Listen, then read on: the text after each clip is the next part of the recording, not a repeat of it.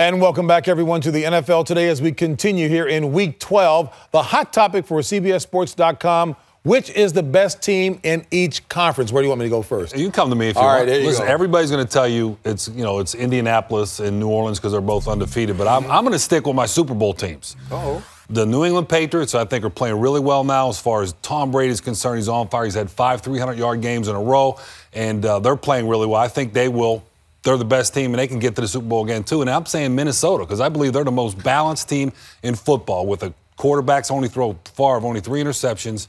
The way they run the football, they play good defense against the run, and they get after the quarterback with Jared Allen. So you picked those squads? I picked them in early in the year, and I'm sticking with them. These guys will jump off the bandwagon, I'm sure. They won't stick with the teams they picked for the Super Bowl. I'm going to deal with now, and you keep talking about before, but right now the 2 best teams in football really are the Indianapolis Colts, who are 10-0 in the AFC. Okay. And you know what? It's not so much your offense to me, guys, it's their defense. I mean, Larry Coyer has kind of brought this attacking. It's no more the Tampa 2 and cover 2. Right now, he's got them in a very aggressive mindset, a lot of risk-taking, but I think it's very healthy with that offense. And I think New Orleans Saints, I mean, everyone thinks about the New Orleans Saints passing it, but right now, this 3-headed monster they got in the back, Bahir Thomas, Mike Bell, and Reggie Bush, it reminds me a lot of the New York Giants the year they went to the Super Bowl when they had their tandem or their threesome in the backfield. I like the Saints, and I like Indianapolis right now as the 2 best teams in football. Where's their pass rush?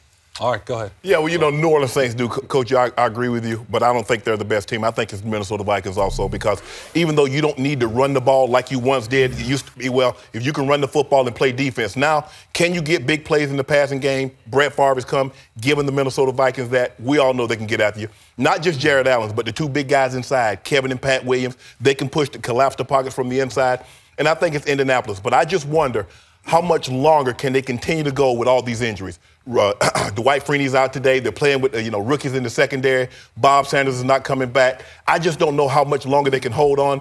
But I agree with you. I think it's Indy and Minnesota. You know, I say New Orleans in the NFC simply because they can overcome bad performances. You know, they go on the road. They don't play great in the beginning of the game in Miami. What do? They come back and they score over 40 points, right? Mm-hmm. So they seem to be able to just get over any mistakes that they make, and their defense is good enough, especially when Darren Sharpe is healthy, you know, to make plays on that side of the ball, too. They score a lot of touchdowns on defense. And then the other team in the AFC that I would agree with Danny that I do think New England might be the best team, but don't forget about the San Diego Chargers. They might be playing the best football right now. Offensively, they're putting the ball in the hands of Danny and Tomlinson. You talked about the wide receivers and of course, Antonio Gates. But to me, it's going to come down to who the best quarterback is in the AFC. And it's always a toss-up between Peyton Manning and Tom Brady as far as I'm concerned. And, you know, I know we no one talked about it, but the Cincinnati Bengals, too. I know that they had, kind of laid an egg last week, but I'm telling you, this is a football team. They're playing good defense with Carson Palmer, and they got an explosive offense. They get Cedric Benson back. They're still not a team. Don't discount them. Yeah. I know. Tom Brady or Peyton Manning would not let Oakland beat them. They just would not let that happen. Exactly right. Dan Marino is riding the same horse. He says the other guys are switching. We'll find out. Be sure to catch us at noon Eastern every Sunday right here on the NFL Today.